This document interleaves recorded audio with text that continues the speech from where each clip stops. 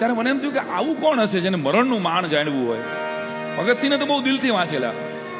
ભગતસિંહ એમ લખે છે કે મારા ક્રાંતિગુરુ સચિન્દ્ર સાન્યાલ છે.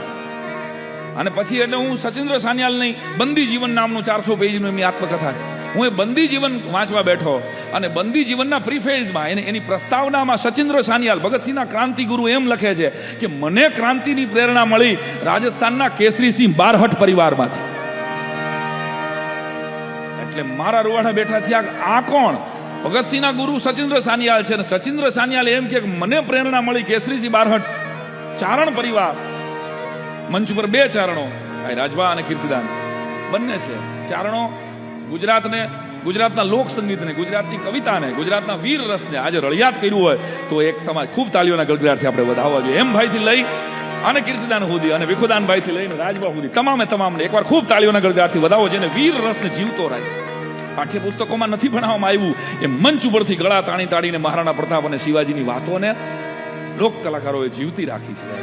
તો આપણા માટે ચારણ એટલે કવિ અને કલાકાર. અને ક્રાંતિવીરની પ્રેરણા સચિન્દ્ર સાન્યાલ એમ કે મને પ્રતાપસિંહ બારહટ અને કેસરીસિંહ બારહટના પરિવારમાંથી મળી છે. કોણ?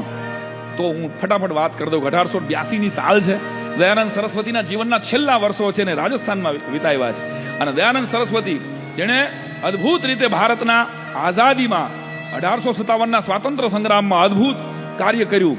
એના 5 અંગત શિષ્યો, 5 શિષ્યોમાંના એક શિષ્ય એટલે શ્યામજી કૃષ્ણ વર્મા, પંડિત શ્યામજી કૃષ્ણ વર્મા કચ્છના ભાનુશાળી. અને બીજા નંબરે કૃષ્ણસિંહજી બારહટ.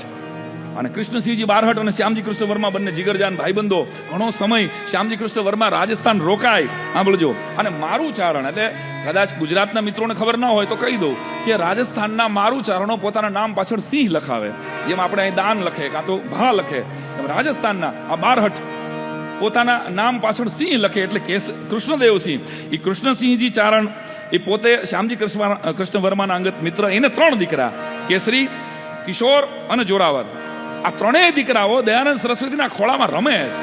અને દયાનંદ સરસ્વતી ન્યાયની વાત કરે, ધર્મની વાત કરે. વેદો તરફ પાછા વળજો હે ચારણ, તને ભગવતીનો આશીર્વાદ છે.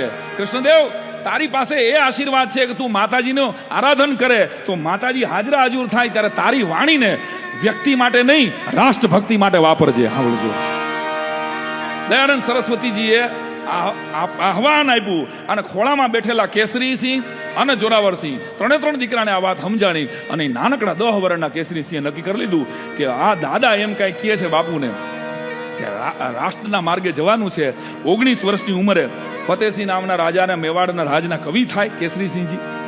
ફોટો દેખાડું તમને. આ દાદા કૃષ્ણસિંહજી બારહટ છે. આ કેસરીસિંહજી તમે જોઈ લ્યો, દાઢી અને કાગ બાપુની દાઢી હોય એવી દાઢી લાગે છે. આ એમના દીકરા પ્રતાપસિંહ છે.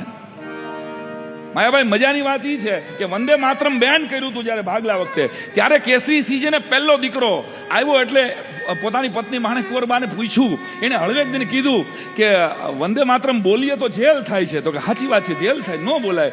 તો આપણે એવું કરીએ તો આપણા દીકરાનું નામ જ વંદે માતરમ રાખીએ તો આપણા દીકરાનું નામ લેવામાં કોઈ મને ના નહીં પાડી શકે ને. એટલે પોતાના પહેલા દીકરાનું નામ વંદે માતરમ. એકવાર આ વાતને જોરદાર તાલીઓના ગડગડાટથી બધા કોઈ આખા દેશમાં, આખા ભારતના ક્રાંતિવીરોના ઇતિહાસમાં પોતાના દીકરાનું નામ કોઈ વંદે માતરમ રાખ્યું હોય એવો એકમાત્ર ચારણ એટલે આ કેસરીસિંહજી બારહટ. સાંભળજો.